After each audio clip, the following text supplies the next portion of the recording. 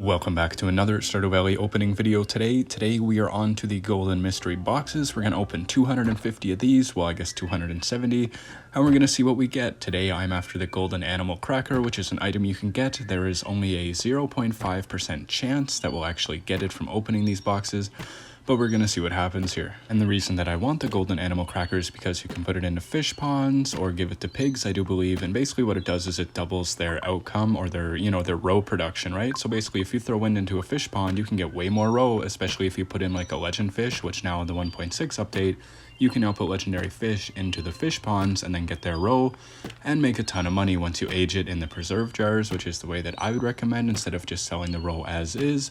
These have a huge loot pool, like we can even pull prismatic shards, rock candy, all that fun stuff. The way that you unlock these golden mystery boxes is basically one day, while you're playing throughout the valley, once you achieve foraging mastery, so level 10, you will see a cutscene where Mr. Key will fly through the valley and he will drop a bunch of boxes around. It'll be the blue ones that you see, but then basically you have to get to the Master of the 5 Ways cave, and the only way to unlock that is by achieving level 10 in all 5 skills. And then once you do that, you have access to the cave, and then basically what happens is you get an XP bar that appears on your menu. I believe the first level is like 10,000 XP, and then it goes 15, 20, 25, and you have to do this 5 times in order to fully master the 5 skills. This is a new thing added in the 1.6 update. So anyways, after you achieve the first level, or second, third, fourth, fifth, whichever one you decide to choose the foraging mastery on, which will give you a star, as well as under the books, when you go to the little menu that displays all your books, you can see the 5 stars as well. Each of those represents a complete mastery of each of the skills, and also gives you neat new features as well, such as the golden animal cracker ability to get those, the ability to get these golden mystery boxes, or even the different upgraded iridium scythe, which is pretty cool because it can harvest your crops for you and make harvesting the ancient fruit in the greenhouse so much faster. To which, also, harvesting the ancient fruit in your greenhouse, if you fill it, oh, hey, shard and a rock candy back to back, I'll take that. All right, fantastic. But yeah, basically, it's about 2,000 XP, 3,000 XP, I noticed, when you're in your greenhouse harvesting if you've planted it correctly, using only 4 iridium sprinklers, which is kind of nice. You don't even need the, pressure nozzles. I think I used 6 iridium sprinklers in total, but only 4 of them are actually in the soil. So I have like 120 plants of ancient fruit, which gives me a lot of XP. And basically you get XP from doing normal things you would do, tending to your animals, harvesting crops, going to the mine. So basically you just have to continue playing the game after you hit level 10 in all 5 skills and do it again, which is kind of tedious, but it does unlock new features, like I mentioned that iridium scythe, which we've never been able to upgrade before, aside the gold scythe that is in that cave by the quarry. And then we also have upgrades for like the fishing. You can now get like 2 different lures equipped, or if you choose the combat one, you can equip trinkets, which allows you to get the fairy and the frog. If you're wondering how you get the frog, unfortunately you're not going to be able to do it early game. You do have to get level 10 in all 5 skills. It's kind of nice that you get these new features after the fact, but by the time you reach level 10 in all skills, there's a good chance you don't need to do some of it anymore. So, I'm kind of up in the air about it, because I think that you should be able to get to the Master of the 5 Ways cave sooner and auto petter. Wow.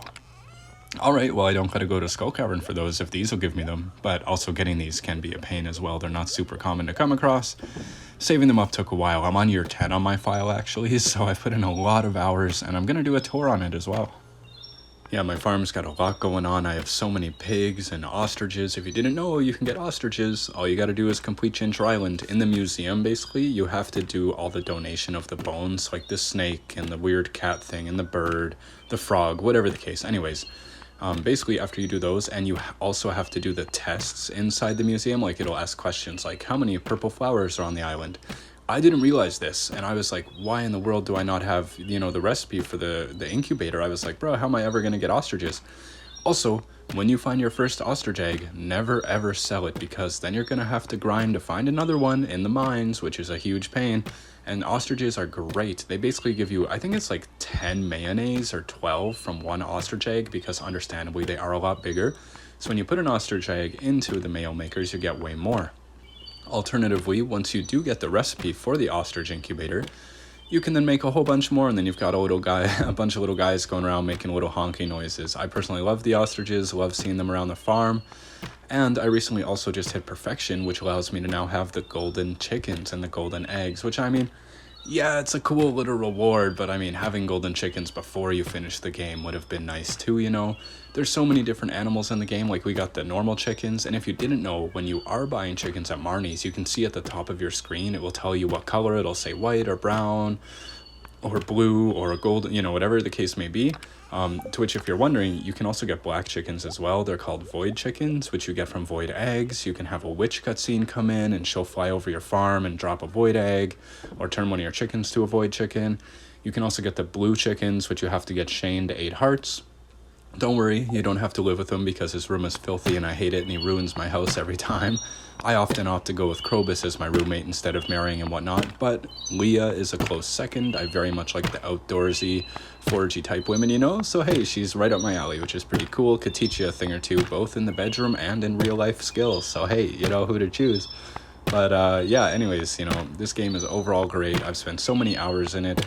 My farm's looking great. Like, I'm so glad to have the golden clock because no more nonsense spawns, you know. And the beautiful thing about the Meadowland farm too, which is the new one added in the 1.6 update, is that basically grass grows in the winter time. And on top of that, the bluegrass that grows, there's like the normal green grass you'd have on any other farm, right? But you also get the bluegrass, and it also increases the friendship with your animals a lot faster. So it has its advantages. Like when you start out on the new farm, you don't get the little parsnips in the box anymore. No, it gives you 30 hay and gives you a coop ready to go. So basically you have eggs pretty quick off the start, which is a huge bonus because you can use those as energy in the mines if you save them up. You can then make them into mayonnaise if you want to get more energy out of them. Yes, you can drink the jugs of mayonnaise, which is quite nasty in my opinion. I could not imagine downing a jug of mayo. No thanks. But yeah, you can do so many different things, you know. The Meadowland farm, I would argue, is super worth it for sure. You got to check it out. If you haven't restarted, you should, because it's a lot of fun, you know. Just like when the beach farm came out, like last year or so, I was like, oh, this is so cool, you know, only to realize you don't really get any farm space. Like, yeah, you get those little containers that wash up on your farm and they have a couple things inside them, but nothing crazy. You almost have to use animals on the beach farm, which, you know, especially in your first year is not quite ideal because having to tend to them a bunch and they take up a lot of your time. You know, I'd rather just grow crops, get some sprinklers, leave them, make money passively that way. To which also getting sprinklers in your first year sucks. Every Friday and Saturday, I always go to the Wandering Traveler, you know, like the Wandering Trader lady. That's just a little to the west of Marnie's Ranch, if you didn't know. And basically you can go to her and she will sell you a variety of items available in the game, which also enables you to complete the community center faster, but some of the items are a little outrageously priced, but it's worth checking her out. And you know what, speaking of being worth, like, oh my god, like, these blades look cool, number one. Getting shards, magic rock candy, and all these different items, rings, like, you know, but at this time, you know, like, I've already gotten level 10 in all skills. I don't need, like, any of this. I have the money for all of it. Sure, the wallpaper's cool, you know, but realistically, you know, I wish that you could get these before you have to achieve level 10 in all skills and then complete an additional bit of tasks, right? Doing things to level up again. You know, I think that something should be available more readily sooner, but what can you do?